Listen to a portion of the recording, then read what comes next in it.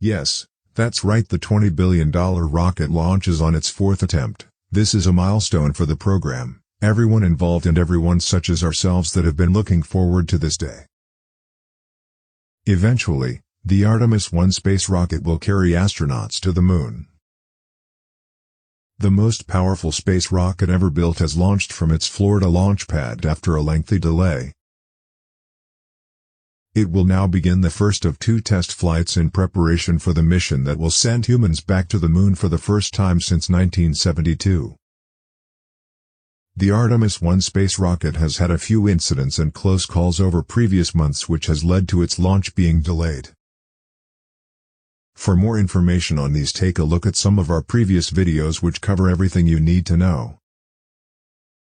Launched at 1:47 a.m. ET Wednesday, November 16, from Launch Pad 39B at NASA's Kennedy Space Center in Florida, the $20 billion Artemis 1 rocket, which is comprised of the 6-person Orion capsule perched atop the 30-story Space Launch System, SLS, Mega-Moon rocket, will embark on a 30-day, 1.3 million miles, 2.1 million kilometers, journey to the moon and back.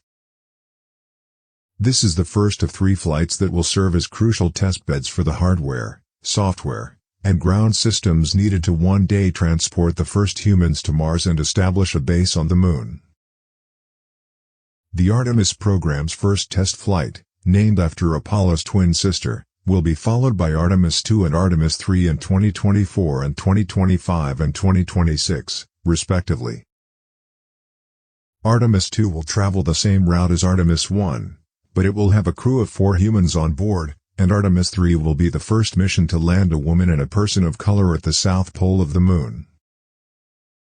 Following the launch, NASA posted on Twitter, "We're going." NASA Orion and the NASA SLS rocket fly together for the first time. A new chapter in human lunar exploration begins with Artemis 1. The 2 side-mounted solid rocket boosters of Artemis 1 separated and crashed into the Atlantic Ocean 2 minutes and 12 seconds after liftoff. Approximately 6 minutes later, the SLS's core engines stopped working and the rocket's 2 stages split. This left Orion and the SLS upper stage to make a brief orbit around the Earth. The SLS upper stage then burned 22 seconds of engines to move the rocket further away from Earth. Orion's speed was increased from 17,500 miles per hour, 28,164 kilometers per hour, to 22,600 miles per hour, 36,371 kilometers per hour, during an even longer, 18-minute translunar injection burn, launching the capsule away from Earth's gravity and sending it on its way to the moon. This was the 4th time that NASA tried to launch the rocket. Due to technical issues, such as a hydrogen leak and a suspected defective temperature sensor in one of the rocket's core stage engines, the first 2 attempts were abandoned. When Hurricane Ian struck Florida in late September, the 3rd launch was postponed, necessitating the return of the rocket to its secure hangar by NASA. Due to Hurricane Nicole's gale force winds of 100 miles per hour, 161 kilometers per hour, this week's launch was also delayed by 2 days. During the storm, the rocket stayed on the launch pad and only suffered minor damage. The launch this morning also encountered some technical issues. There was a 40-minute delay before the engines were ignited due to a hydrogen fuel line leak and a faulty internet connection that knocked out a crucial radar system. Engineers had to fix the issues before the 2-hour launch window closed. NASA claims that fortunately, both issues were minor and quickly resolved. Before returning to Earth, Orion will fly by the moon twice at an altitude of 62 miles, 100 kilometers, above the surface, traveling as far as 40,000 miles, 64,000 kilometers, beyond the moon. NASA will use 3 mannequins stowed aboard Orion to measure heat and radiation levels during the flight. As a zero-gravity indicator, a Snoopy soft toy floats about the capsule with the other passengers. Orion will return to Earth 32 times faster and hotter than any other spacecraft, reaching temperatures of 5,000 degrees Fahrenheit, 2,800 degrees Celsius, as it enters Earth's atmosphere. This will put the ablative heat shield of the capsule to the test.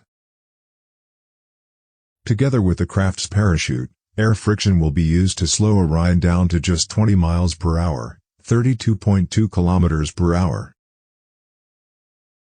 After that, it should land safely and be ready for retrieval in the Pacific Ocean, off the coast of Baja California, Mexico. NASA is leading extra analyses close by the principal mission. 10 CubeSats, a type of miniature satellite, are in the discarded upper stage of the SLS, and they will deploy shortly after the launch. 4 of these 10, including one that will look for water ice on the lunar surface, are devoted to studying the Moon. 3 will investigate the effects of radiation on yeast DNA and space weather. 2 of them will test the technology for deep space communication and plasma thrusters. Furthermore, 1 will spread out a little sun-based sail trying to fly by a little close Earth space rock. Regarding the SLS itself, not everything is brand new. 2 5-stage solid rocket boosters that are improved versions of NASA's previous Space Shuttle boosters are used in the core stage of the rocket. The core stage also makes use of 4 liquid hydrogen and liquid oxygen RS-25 engines from the time of the Space Shuttle. Artemis 1, whose exorbitant cost has come under scrutiny, is expected to have a successful mission, according to NASA. According to the Office of NASA Inspector General Paul Martin, the space agency's internal auditor, the program is expected to cost U.S. taxpayers $93 billion by the end of 2025, having already been developed at a cost of more than $40 billion. Martin testified on March 1 before the House Subcommittee on Space and Aeronautics. Given our estimate of a $4.1 billion per launch cost of the SLS/Orion system for at least the first 4 Artemis missions, NASA must accelerate its efforts to identify ways to make its Artemis-related programs more affordable.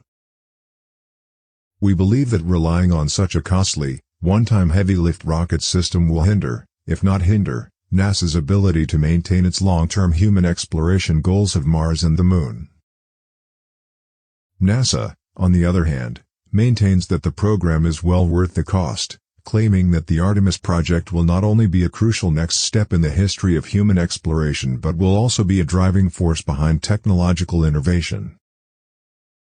This time, we're not just going to land on the Moon and leave in a few hours or days. Instead, we're going back to learn, live, work, explore, and find out if there is water there. Therefore, we have rocket fuel and a gas station at the south pole of the Moon, NASA Administrator Bill Nelson told BBC Radio 4.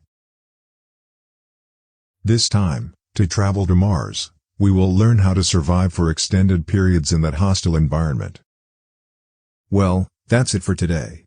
If you enjoyed the video, please hit the like button.